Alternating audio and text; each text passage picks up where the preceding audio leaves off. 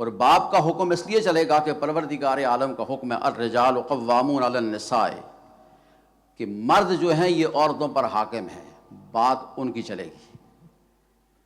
میرے دوست اور بزرگوں، تاریخ کے اندر ہمیں ایسے بڑے واقعات ملتے ہیں۔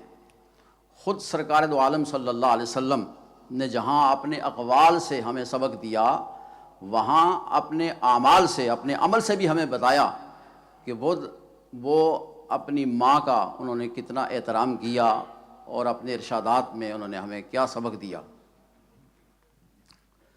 نبی کریم رؤوف الرحیم علیہ الصلاۃ والتسلیم ارشاد فرماتے ہیں، ان طالب العلم والمرأۃ المطیعۃ، کہ بلا آگے تشریف لے آئیں جناب۔ جی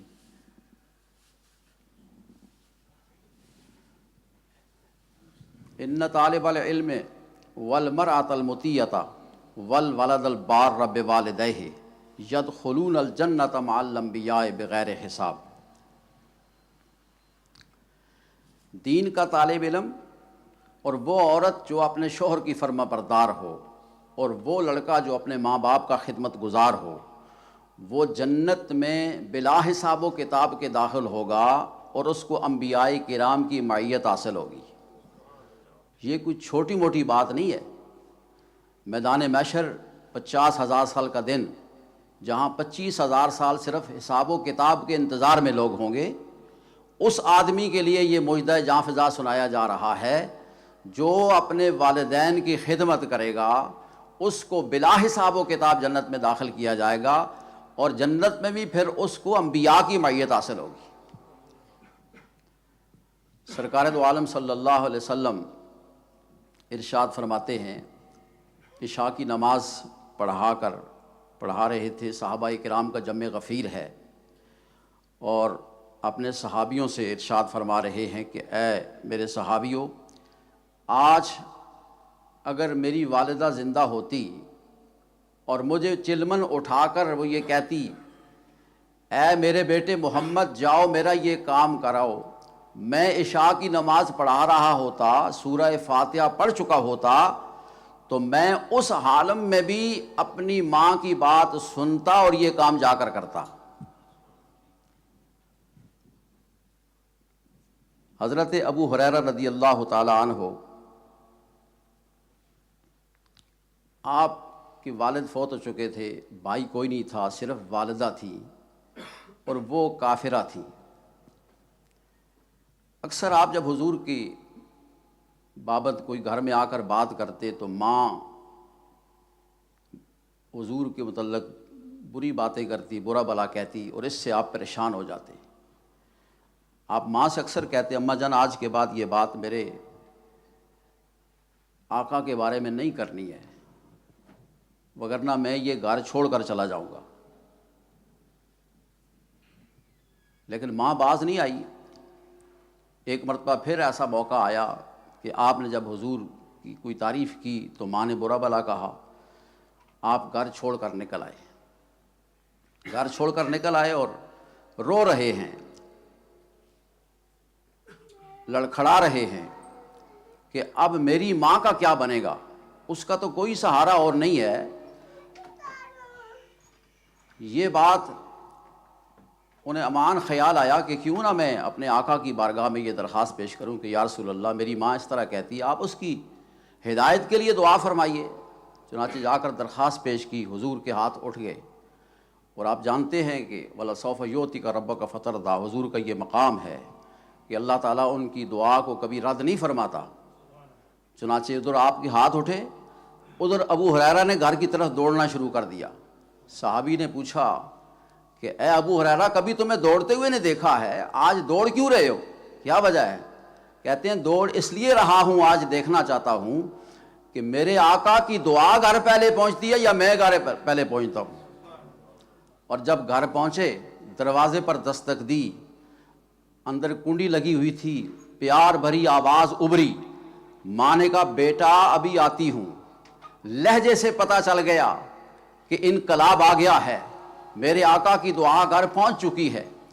ہمارے ایک سکالر لاہور کے گزرے ہیں، وہ فرماتے ہیں کہ ماں کے لہجے میں ایسا مٹھاس ہوتی ہے جو شہد میں نہیں ہوتی ہے۔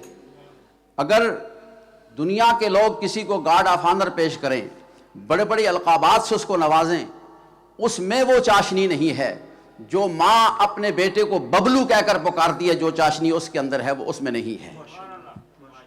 وہ فرماتے ہیں کہ اگر دنیا میں بڑے بڑے انواع و اقسام کے لوگ کھانے ہوٹلوں میں جا کر کھائیں، ان میں وہ لذت نہیں ہے جو ماں کے پاس چولہے پر بیٹھ کر پکائی ہوئی چپاتی کے اندر جو لذت ہے، وہ کہتے ہیں۔ تو آج وہی لہجہ ماں کا بدلا ہوا ہے۔ ماں کہتی ہے بیٹا ابھی آ رہی ہوں، اور جب آئی تو ماں کی زبان پر کلمہ جاری تھا۔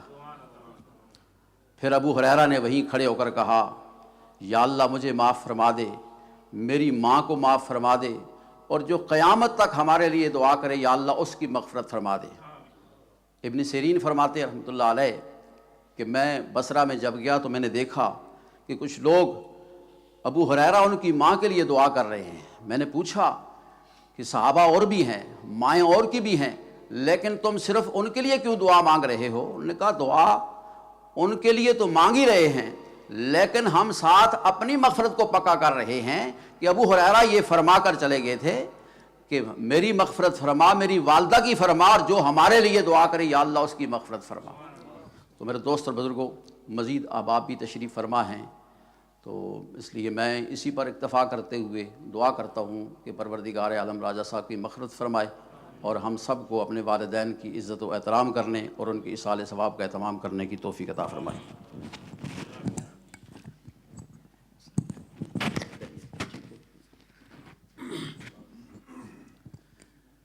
بسم اللہ الرحمن الرحیم۔ نہایت ہی واجب الاحترام حاضرین و سامعین کرام، آپ بڑی ہی ایمان افروز گفتگو جناب حضرت علامہ سید صابر حسین شاہ صاحب کی زبان سے سماعت فرما رہے تھے۔ بڑی ایمان افروز باتیں ہیں، دل میں جگہ دینے والی باتیں ہیں، اور اپنے عقیدے کو مزید پختہ کرنے والی باتیں ہیں۔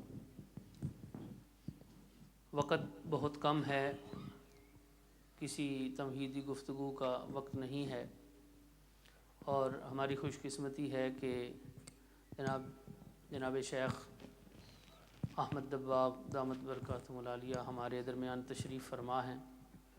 بڑی ہی نصیحت آموز گفتگو کرتے ہیں، اور میں نہیں چاہتا کہ وقت کو ضائع کیا جائے اور ان کی گفتگو کے درمیان اور آپ کے درمیان حائل ہوا جائے، تو میں اس لیے ان سے گزارش کرتا ہوں کہ وہ تشریف لائیں اور اپنے ایمان افروز خطاب سے ہم سب کو محظوظ فرمائیں۔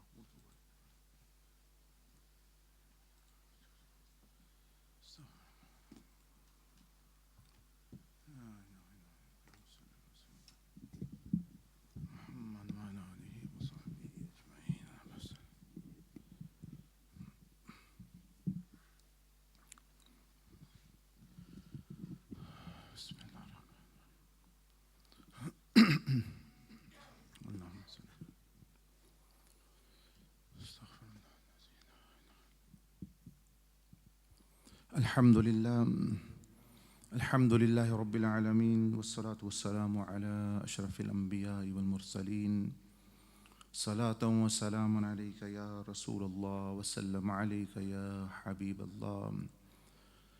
أما بعد، فأعوذ بالله من الشيطان الرجيم. بسم الله الرحمن الرحيم. يا أيها الناس اعبدوا ربكم الذي خلقكم والذين من قبلكم لعلكم تتقون. صدق اللہ العظیم.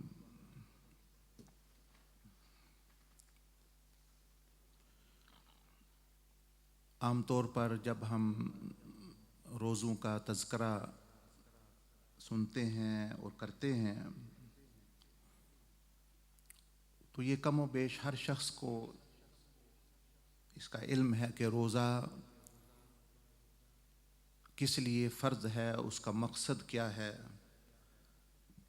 کہ اس کا مقصد تقوی ہے کہ متقی بن جائیں، لیکن اس سے ایک غلط فہمی بھی جنم لے سکتی ہے، اور وہ یہ کہ یہ روزہ جو ہے یہ صرف تقوی کے ساتھ اس کا تعلق نہیں، نہ ہی یہ کہ یہ صرف وہ عبادت ہے جو فرض کی گئی کہ بندوں کو تقوی حاصل ہو، بلکہ جو قرآن مجید میں جو پہلا امر اللہ پاک نے دیا، آپ ماشاءاللہ سن رہے ہیں تراویح میں قرآن مجید، تو اگر کوئی آپ سے پوچھے کہ آپ کے رب نے سب سے پہلا حکم کیا دیا ہے قرآن مجید میں، کون سا حکم، کون سا امر، پہلے سب سے پہلی کمانڈ اور امر جو قرآن مجید میں ہے وہ کون سا ہے آپ کے رب نے دیا، اور آخری جو حکم ہے وہ کون سا دیا؟ کم از کم چلو درمیان والے سلسلے کا بندے کو نہیں بھی اتنا پتہ، یہ تو بنیادی معلومات میں ہو کہ ہمارے رب نے سب سے پہلے ہمیں کیا حکم دیا اور سب سے آخر میں کیا دیا، تو پھر درمیان والا بھی بندہ سمجھے۔ سب سے پہلے تو امر جو ہے، حکم، یہ جو آیت میں نے پڑھی ہے اس کا مفہوم ہے کہ اے انسانوں تم عبادت کرو اپنے رب کی، آگے آخر تک پھر یہ ہے کہ تاکہ تمہیں تقوی حاصل ہو، لعلکم تتقون۔ تو اس آیت میں گویا قرآن مجید نے ابتدا میں بتا دیا کہ جتنی بھی عبادتیں ہیں، نماز ہو، روزہ ہو، حج ہو، زکوٰۃ ہو، ذکر ہو، فکر ہو، جو بھی چیز ہے، جو بھی عبادت کے زمرے میں اللہ پاک نے فرمایا کہ عبادت کرو اپنے رب کی ایک ہی مقصد کے لیے کہ تمہیں تقوی حاصل ہو جائے، تو ان میں سے روزہ بھی ایک عبادت ہے، لیکن صرف روزہ ہی تقوی کے لیے نہیں، ہر عبادت سے جو ہے وہ تقوی مقصود ہے۔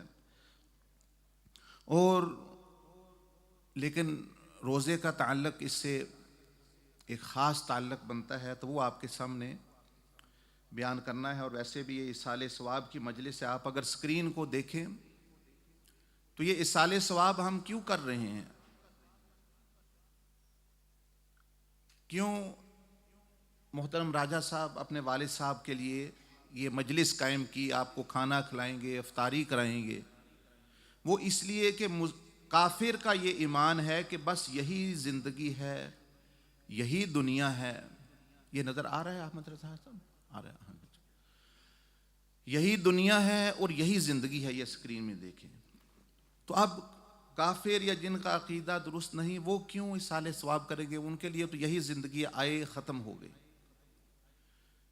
لیکن جو مسلمان ہیں، مختصر طور پر آپ سمجھیں کہ ان کا یہ عقیدہ ہے کہ سب سے پہلے کچھ بھی نہیں تھا سوائے اللہ جل مجدہ کے، اور اللہ جل مجدہ نے سب سے پہلے نور محمدی صلی اللہ علیہ وسلم تخلیق فرمایا، اور اس کے بعد اللہ جل مجدہ نے جہاں تک ہمارا تعلق ہے روحیں ہماری پیدا فرمائی، اور روحوں کے جہاں میں اللہ پاک نے ہم سے ایک عہد لیا اور ایک امانت دی، ایک ٹرسٹ دیا، اِنَّا عَرَضْنَا الْأَمَانَةَ۔ وہ ٹرسٹ کیا تھا؟ نیکی اور بدی کا جو اختیار ہے۔ امام حسن بصری رحمہ اللہ نے فرمایا امانت سے ایک قول میں یہ مراد ہے کہ جو نیکی اور بدی کا اختیار ہے، بھئی یہ جن و انس کو صرف دیا گیا، دوسری مخلوق نے نہیں لیا، آسمانوں نے، زمینوں نے، پہاڑوں نے، انہوں نے نہیں لیا، انسان نے لے لیا۔ تو یہ تو ہماری پیدائش سے پہلے عالم ارواح کی باتیں ہیں۔ تو وہاں اللہ جل مجدہ نے فرمایا اب میں نے تمہیں یہ امانت دے دی، اب اس کو صحیح استعمال کرو گے، اس کا عہد دو، الست بربکم، کیا میں تمہارا رب نہیں؟ ان تقولوا یوم القیامت انا کنا عن ھذا غافلین، کہ یہ نہ کہنے لگو قیامت والے دن کہ ہمیں تو پتہ نہیں تھا۔ پھر اس امانت کو کیسے ادا کرنا ہے، اس اختیار اور نیکی بدی کو کیسے اس اختیار کو استعمال کرنا ہے، اللہ جل مجدہ نے عالم ارواح میں ہی حضور علیہ الصلوۃ والسلام کی میلاد کا تذکرہ کیا، آپ کی دنیا میں آمد کا تذکرہ کیا. آپ تو نور تھے، تو بشریت کے عالم میں اللہ پاک نے وَإِذَا أَخَذَ اللَّهُ مِيثَاقَ النَّبِيِّينَ، سب انبیاء سے اللہ پاک نے بھی عہد لیا، اور امت محمدیہ تو اس میں شامل ہے ہی، کیونکہ ہم تو ہیں ہی ان کی امت میں، کہ یہ ہستی ہے جو تمہیں دکھائے گی کہ اختیار کی امانت کو استعمال کیسے کرنا ہے، دنیا میں اپنے جسم کو استعمال کیسے کرنا ہے، اپنے دل کو، دماغ کو. تو وہ بھی اللہ جل مجدہ نے ہم سے لے لیے عہد الست. پھر یہ عہد جو میثاق النبیین ہے، اور پھر چوتھا وعدہ اللہ پاک نے سورۃ یاسین میں اس کا تذکرہ کیا کہ کیسے اس کو استعمال نہیں کرنا. اس کی بھی مثال اللہ پاک نے دی. ہم فرمایا الم اعہد الیکم یا بنی آدم اللہ تعبدوا الشیطان، اے بنی آدم کیا تم سے یہ وعدہ میں نے نہیں لے لیا کہ تم شیطان کی پیروی اور پوجا نہیں کرو گے. تو یہ چار چیزیں یہ دیکھ عالم ارواح کی ہیں: امانت دینا، پھر الست وعدہ کرنا، عہد لینا، حضور علیہ الصلوۃ والسلام کا تعارف، اور پھر شیطان کا بھی کہ بھئی تم یہ دشمن ہے، اس کے پیچھے نہیں. اب راجہ صاحب کے والد صاحب ہوں یا ہم ہوں، ان کو اللہ پاک نے یہاں بھیجا اس دنیا میں. اس دنیا میں آئے، انہوں نے جو چاہا کیا، ہم بھی جو چاہے ہیں کر رہے ہیں. اللہ جل مجدہ نے فرمایا اعملوا ما شئتم انہ بما تعملون بصیر. میرے بندو میں نے تمہیں اختیار دے دیا ہے، اب تم نیکی بدی جو مرضی تمہاری کرو، لیکن یہ جان لو کہ اللہ پاک دیکھ رہا ہے جو تم کر رہے ہو. اب حضور علیہ الصلوۃ والسلام نور ہیں، لیکن وہ یہاں تشریف لائے ہدایت کے لیے، بشریت کے لباس میں تشریف لائے، ہم میں آئے تاکہ ان کو بھی بھوک پیاس، آپ نے پتھر بھی باندھے، روزے بھی رکھے. یہ ساری چیزیں کیوں؟ کہ مثال بن سکیں ہمارے لیے. ورنہ آپ علیہ السلام نے فرمایا بعض دفعہ آپ بغیر افطاری اور سحری کے بھی روزے رکھے، دن کے بعد دن کے ایک کے بعد دوسرا، دوسرے کے بعد تیسرا. اور آپ علیہ السلام نے وہاں فرمایا کہ مجھے تو اے صحابہ تم نہ رکھو، تم میں کون ہے میری طرح، میں تو اپنے رب کے ہاں کھاتا پیتا ہوں. مطلب یہ بتا رہا ہے کہ آپ کو ضرورت نہیں، لیکن آپ نے جو اختیاری فقر اور مشقت میں اپنے آپ کو ڈالا، وہ امت کے لیے نمونہ بننے کے لیے. یہاں تک کہ آپ کا یہاں سے جانا بھی وہ بھی آپ کے اختیار سے تھا. اللہ پاک نے جبرائیل علیہ السلام کو بھیجا، اگر میرے محبوب آنا چاہیں تو آئیں، رہنا چاہیں تو قیامت تک رہیں. اسرائیل علیہ السلام آئے، وہ بھی اجازت. تو کسی بزرگ نے فرمایا کہ حضور علیہ السلام وہ ہستی ہیں، موت بھی اجازت لے کے آپ کے پاس آتی ہے. اور ایک ہم ہیں کہ ان کے کہنے کے مطابق اور ان کی محبت کو وہ ترجیح نہیں دے رہے، اور ان کے قول کو وہ ترجیح نہیں دے رہے. وہ تو فرشتوں سے پوچھے، موت جس سے سب ڈرتے ہیں، وہ بھی اجازت مانگ کے رسول اللہ صلی اللہ علیہ وسلم کے گھر تشریف لاتی ہے. کیونکہ موت بھی ایک مخلوق ہے، وہ بھی آپ کی امت میں شامل ہے. آپ نے سنا ہوگا کہ آخری وقت میں جب حشر ہو جائے گا تو اللہ پاک ایک مینڈے کی شکل میں موت کو لا کے ذبح فرما دے گا، فرمائے گا اے اہل جنت آج کے بعد موت نہیں، اور اے اہل جہنم آج کے بعد موت نہیں. تو موت بھی مخلوق ہے، اور جو بھی چیز مخلوق ہے وہ حضور علیہ السلام کی امت میں رحمت للعالمین کی نسبت سے شامل ہے. تو موت ہو یا اسرائیل ہو، جنت ہو یا جہنم ہو، یہ امتی بھی ہیں آپ علیہ السلام سے. اس لیے وہ بھی اجازت مانگ رہی ہے موت کہ میں آؤں کہ نہ آؤں. لیکن پھر اس سے ہمیں سبق لینا چاہیے کہ ہمیں کتنی بات سننی چاہیے. وہ موت اجازت لے کے آئے، ہم ان کی اجازت کے بغیر کھائیں، ان کی اجازت کے بغیر کاروبار کریں، ان کی اجازت کے بغیر معاملات کریں، جو مرضی آئے اپنی مرضی کریں. تو یہ تو اس امانت کا حق ادا کرنا نہیں. تو اب سکرین پر دیکھیں، یہاں بندہ آ گیا، جو مرضی کرے، اللہ جل مجدہ نے اس کو اختیار دے دیا. اس کے بعد اب ہم اصال ثواب کے لیے اس لیے بیٹھے ہیں کہ ہمارا عقیدہ ہے کہ جو ہی بندہ مرتا ہے، میری اور آپ کی بھی، اور ان کی روح تو چلی گئی، ہماری بھی قبر سے کا جہاں جو ہے، جس کو برزخ کا جہاں کہا جاتا ہے. اور آپ علیہ السلام نے، امام ترمذی نے روایت کیا رحمہ اللہ نے، کہ قبر جنت کے باغوں میں سے ایک باغ بن جاتی ہے یا جہنم کے گھڑوں میں سے ایک گھڑا. اگر اچھے کام کیے تو یہ ہے مقام اعلیٰ علیین، انبیاء کے ساتھ، صدیقین کے ساتھ، شہداء کے ساتھ آپ کو اللہ جل مجدہ اکٹھا کرے گا.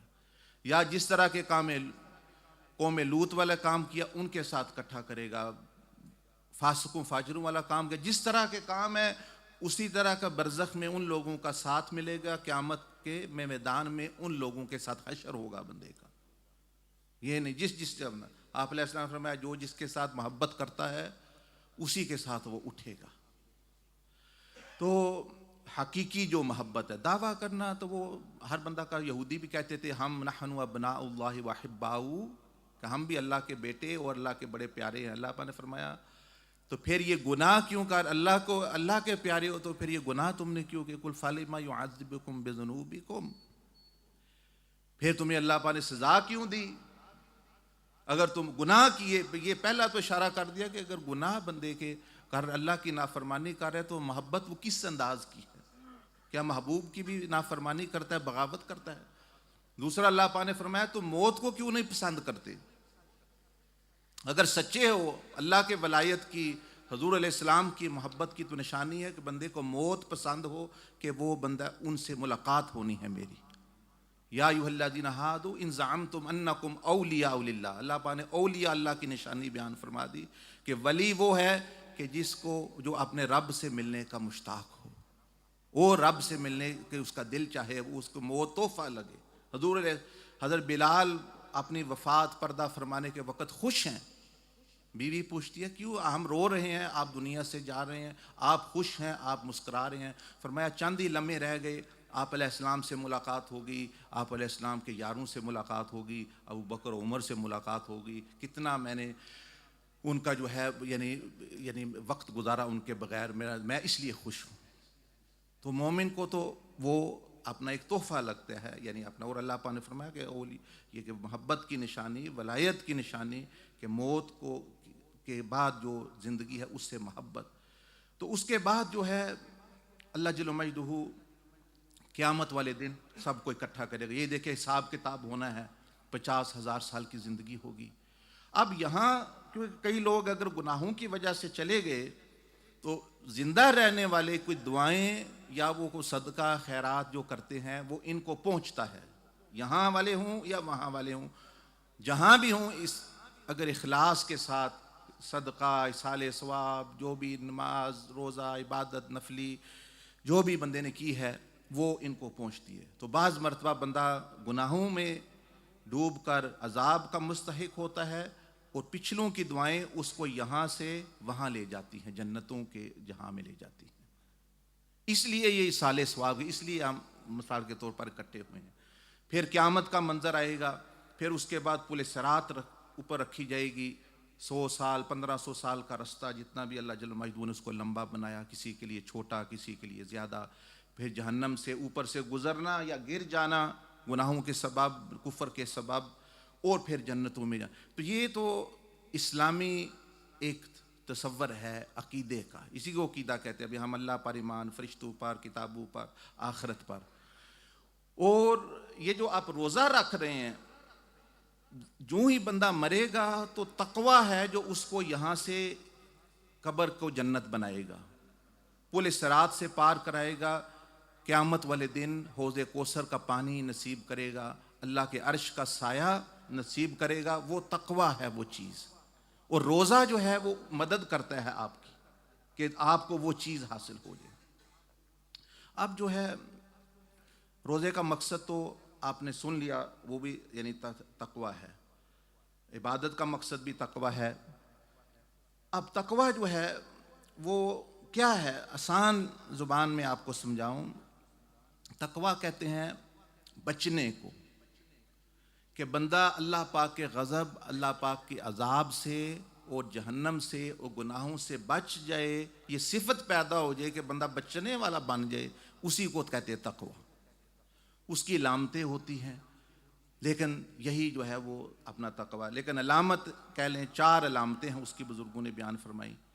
سب سے پہلی علامت یہ ہے کہ وہ بندہ اللہ جل مجدہ کے حکم، اللہ کی محبت، اللہ کی عبادت اور اس کے حکم اور امر کو ترجیح دیتا ہے اپنی خواہشات پر اور بری خواہشات پر۔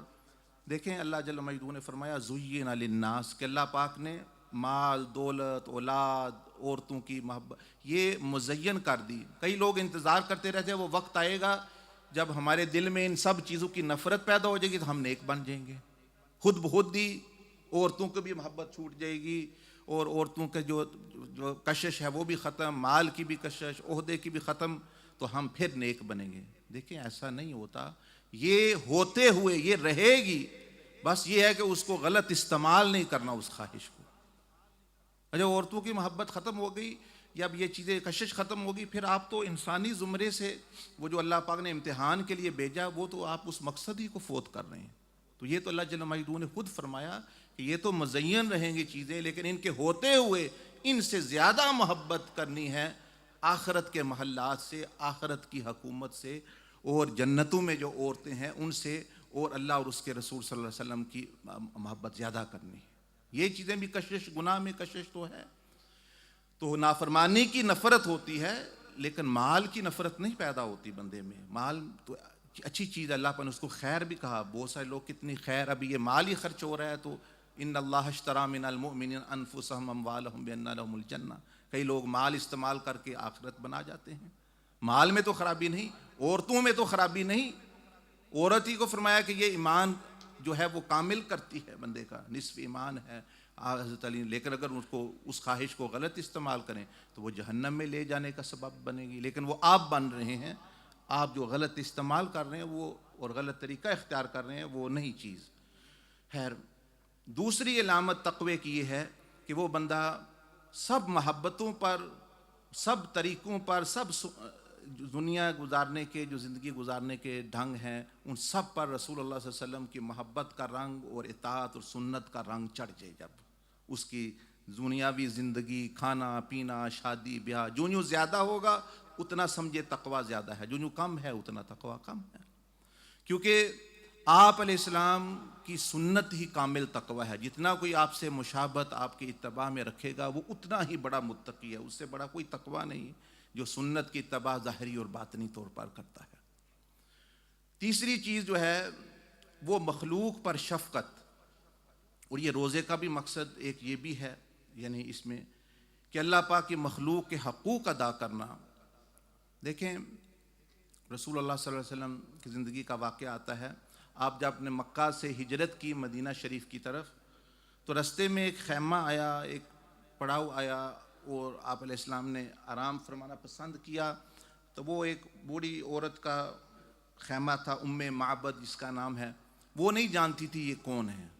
انہوں نے دیکھا دو بندے آئے ہیں، آپ علیہ السلام تشریف لائے، بڑے خوش ہوئے، عرب ویسے ہی مہمان نوازی کر کے خوش ہوتے تھے، بڑے خوش ہوئے، لیکن انہوں نے فرمایا بھئی زیادہ بکریاں تو ان کا والد جو ہے لے گیا ہے وہ چرانے وغیرہ کے لیے، تو میں خدمت نہیں کر سکتی، ایک بکری ہے لیکن اس میں دودھ نہیں۔ تو آپ علیہ السلام نے فرمایا آپ اس کو لاؤ۔ وہ آپ علیہ السلام کا معجزہ کہ بکری نے دیکھا، پہچانا، آپ علیہ السلام کے ہاتھ مبارک سے وہ دودھ آ گیا، آپ نے خود بھی پیا، ان کو بھی پلایا۔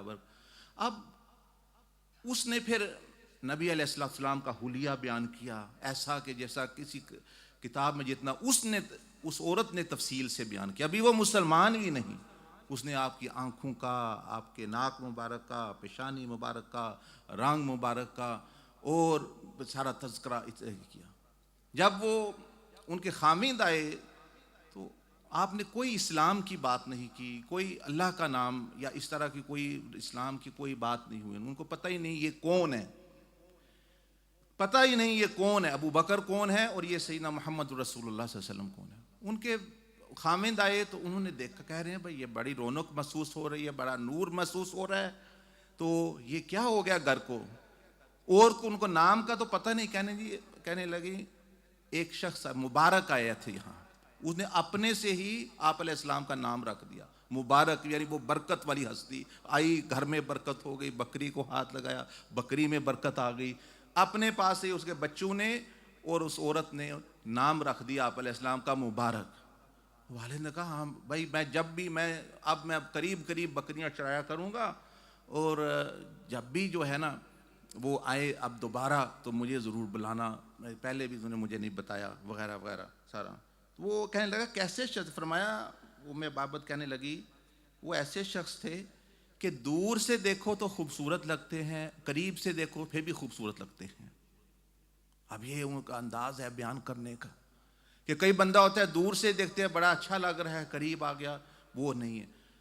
تو اسے دو معنی علماء نے بیان کیے کہ ایک تو یہ کہ کوئی بندہ دور سے اچھے آپ کسی سے ملے نہیں، مسجد میں ملے بڑا اچھا لگ رہا ہے، جب زیادہ قریب ہوئے پتہ چلا اس کا اخلاق ہی اچھا نہیں، اس کا بول اچھا نہیں، یہ تو غصے والا ہے. تو وہ فرما رہی تھی کہ بھئی دور سے بھی اتنے نورانی لگ رہے تھے، جب دور سے بھی خوبصورت اور قریب آئے پھر بھی خوبصورت اچھے لگ رہے تھے. وہ حیران، اس نے کہا مجھے بتانا وہ شخص جب بھی پھر آئے. اب ان کو پتہ نہیں کہاں کے ہیں وہ کہاں نہیں. ایک دفعہ کچھ چیز لینے کے لیے، کھانا لینے کے لیے، کیونکہ یہ تو رستے میں رہتے تھے، یہ ڈھونڈتے ڈھونڈتے کھانا مدینہ کی بستی میں، مدینہ کی مستی پہ پہنچ گئے. اب ان کو نہیں پتا یہ نبی علیہ السلام ہے، یہ سیدنا محمد الرسول اللہ صلی اللہ علیہ وسلم ہے، یہ ان کا شہر ہے، کچھ نہیں. وہ بچہ جو ساتھ تھا اس نے بازار میں سیدنا ابوبکر صدیق کو دیکھا، انہیں پہچان لیا. وہ کہہ لے امی وہ جو شخص وہ مبارک کے ساتھ وہ جو شخص تھا نا یہ ہے وہ. اب وہ بچہ دوڑا. وہ حضرت محبت نے فرمایا کہ آپ کون ہیں؟ انہوں نے فرمایا ابو بکر. فرمایا تمہارے یاد ہے تم آئے تھے، وہ تمہارے ساتھ کون تھا؟ پھر انہوں نے جو ہے فرمایا کہ وہ اللہ کے نبی ہیں، اللہ کے رسول ہیں، سیدنا محمد الرسول اللہ صلی اللہ علیہ وسلم ہے. اور وہ گئے. مقصد بات کرنے کا یہ ہے، یعنی قصہ سنانا مقصد نہیں کہ مخلوق پر شفقت، آپ کسی کو دعوت دیے بغیر، اسلام کا نام لیے بغیر کچھ کہے میں یہ ہوں میں نیک ہوں، اخلاق کی زبان ہر بندہ سمجھتا ہے، جانور بھی سمجھتا ہے. اور اسی سے ایک بزرگ تھے تو انہوں نے فرمایا کہ حضور علیہ السلام کی 23 سالہ جو زندگی اعلان نبوت کے بعد 20 سال میں جتنے لوگ مسلمان ہوئے ہیں اتنے اس سے زیادہ آخری 3 سالوں میں مسلمان ہوئے ہیں.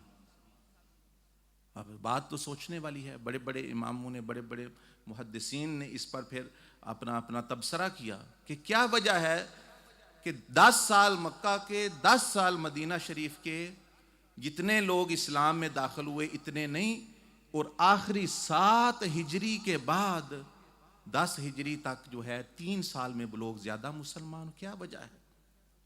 تو پھر انہوں نے امام زہری، امام اور بزرگان دین اولیاء صلحاء نے اپنی اپنی رائے دی. بہرحال وہ سارے اس بات پر متفق ہیں. وہ فرماتے ہیں وجہ اس کی یہ ہے کہ 7 ہجری کے بعد جو عام لوگ تھے نا، جو کافر وغیرہ، اس سے پہلے تو انہوں نے صرف اسلام کا نام سنا تھا، قرآن کا نام سنا تھا، صرف آپ علیہ السلام کی شخصیت کے بارے میں سنا تھا، اسلام دیکھا نہیں تھا. آپ علیہ السلام کو بھی ہر شخص کو تو موقع نہیں ملا قریب جانے کا. فرمایا اب جو 7 ہجری کے بعد مسلمانوں کو جو کافروں کے ساتھ رہنے کا موقع ملا، کافروں کو، عیسائیوں کو، یہودیوں کو ان کے اخلاق دیکھنے کا، ان کے معاملات، ان کا کاروبار، ان کا اٹھنا، ان کا بیٹھنا دیکھنے کا موقع، اس چیز نے لوگوں کو جوک در جوک اسلام میں داخل کیا. آج بھی دیکھیں ٹی وی چینل کتنے ہیں، میں بھی تقریر کرتا ہوں تو آپ بھی سنتے رہتے، وہ بڑھ رہے ہیں، ڈی وی ڈیاں بڑھ رہی ہیں، تقریریں بڑھ رہی ہیں. کیوں نہیں لوگ اسلام میں داخل ہو رہے؟ وہ اس لیے کہ وہ اسلام وہ دیکھ رہے ہیں کہ جو ہم جن کے ساتھ کیسے پیش آ رہے ہیں. اور ہم کہہ رہے ہیں مسجد بن جائے، یہ ہو جائے. یہ اسپین کی قرطبہ کی مسجد ابھی بھی یورپ میں ایسی مسجد نہیں ہے.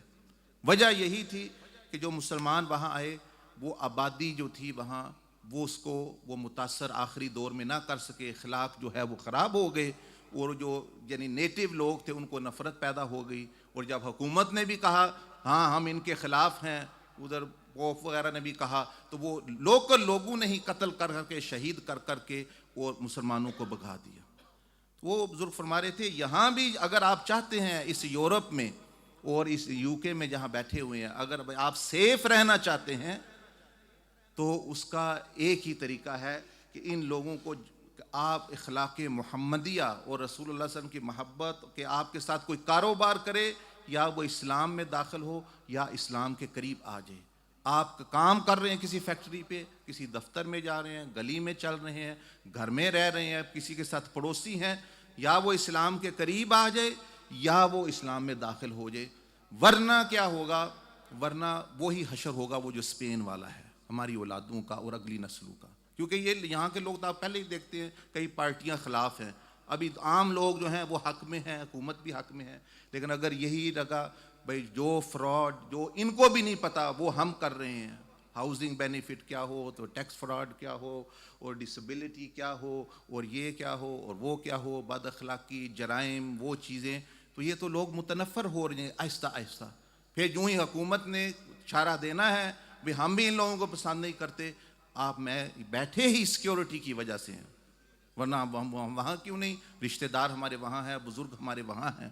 یہی ہوا جب حضرت یوسف علیہ السلام جو ہے مصر میں تشریف لے گئے تو غلام ہو کے گئے، بادشاہ بنا دیے گئے اخلاق کی وجہ سے اور لوگوں کی بھلائی کی وجہ سے، اور انہی کی قوم انہی کی نسلیں آگے حضرت یعقوب کی جو وہاں رہیں، جب اخلاق ہماری طرح ان کے خراب ہو گئے اور انہوں نے وہاں کے لوکل لوگوں کو بھی تنگ شروع کر دیا اور یہ وہ شرارتیں، تو وہی پھر بنی اسرائیل کو غلام بنا لیا ان لوگوں نے، اور 200-300 سال تک رگڑا دے دے کے صدیوں بعد اللہ پاک نے پھر موسیٰ علیہ السلام کو بھیجا.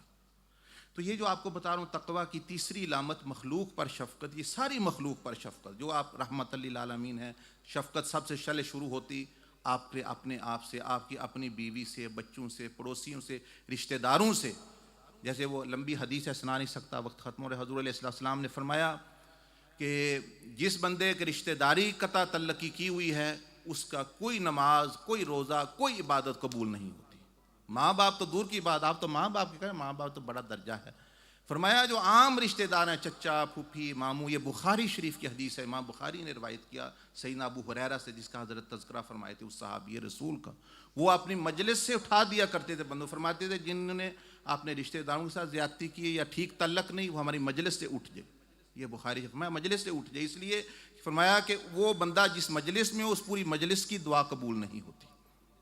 یہ سیدنا ابو ہریرہ کا قول ہے، بلکہ حدیث ہے. آپ نے جب پوچھا گیا تو آپ نے فرمایا میں نے رسول اللہ صلی اللہ علیہ وسلم سے یہ سنا ہے. تو اس لیے یہ بہت ضروری، اس لیے حضور علیہ السلام نے فرمایا جو بندہ زبان نہیں روکتا مخلوق کو تنگ کرنے سے اللہ کی اور جسم کو بھی نہیں روکتا مخلوق کو تنگ کر گناہوں میں، فَلَيْسَ لِلَّهِ حَاجَةٌ أَن يَدَعَ طَعَامَهُ وَشَرَابَهُ، کوئی ضرورت نہیں کھانا پینا چھوڑنے. کس لیے کھانا پینا چھوڑا ہے؟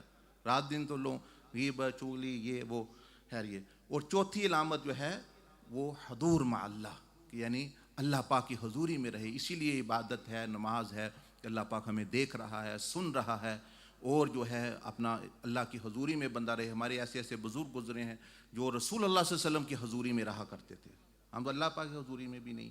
اور آپ علیہ السلام یعنی اتنی اتنی ہستیاں، آخرت سامنے ان کے، رسول اللہ صلی اللہ علیہ وسلم ان کے سامنے، خیر اپنا یہ حضوری کم از کم اللہ پاک دیکھ رہا ہے، سن رہا ہے، ہمارے ساتھ ہے. اس کا تو یہ پھر مدد کرتا ہے بندے کا روزہ حاصل یعنی کرنے. تو ابھی 9:30 ہو گئے ہیں، ابھی یہاں ختم کرتے ہیں. اللہ پاک آپ کو صحیح روزہ، یہ آپ جو آخری تصویر دیکھ رہے ہیں یہ مطلب اس کا یہ ہے کہ زبان کا روزہ بھی رکھیں، کان کا بھی رکھیں، آنکھوں کا بھی رکھیں، ہاتھ کا بھی رکھیں، پیٹ کا بھی رکھیں. یہ ساری چیزوں کا روزہ ہو تو تب روزہ کامل اور تقویٰ دے گا، ورنہ منہ باندھنے والا روزہ. آپ علیہ السلام نے فرمایا کہ رب صائم لیس لہ من صیامہ الا الجوع، کتنے روزہ دار ایسے ہیں کہ جن کو روزے میں جو ہے وہ بھوک کے سوا کچھ نہیں لگتا. کیونکہ روزے میں، صیام میں، اور علماء فرماتے ہیں اور صوم میں فرق ہے. صیام صرف کھانے پینے کو کہتے ہیں اور صوم وہ تب بنتا ہے جب واقعتاً وہ یہ ساری چیزوں کا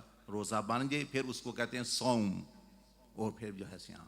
اللہ جل مجدہ وقت نہیں ورنہ آپ کو روزے کے درجات بھی بتلاتے. بہرحال پھر بھی آپ یہ لیفلیٹ وغیرہ ادھر پڑے ہوئے ہیں، جاتے ہوئے بے شک لے جائیں. شب قدر کیسے گزارنی ہے، اعتکاف کیسے گزارنا ہے.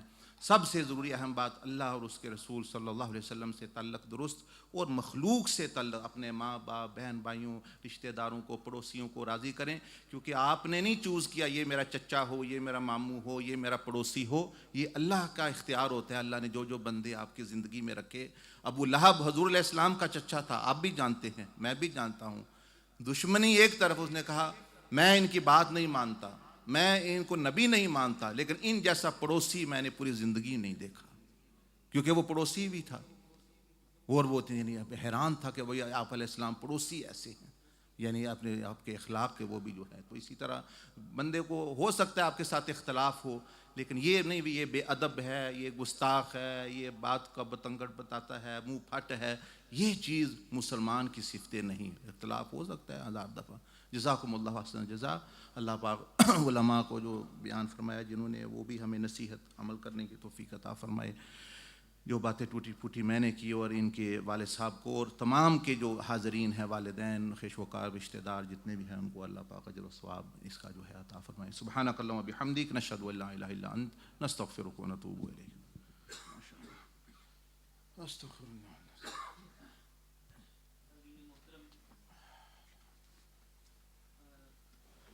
وقت بہت کم ہے، جیسا کہ آپ سب کو معلوم ہے کہ آپ اصالہ ثواب کی اس محفل میں حاضر ہیں.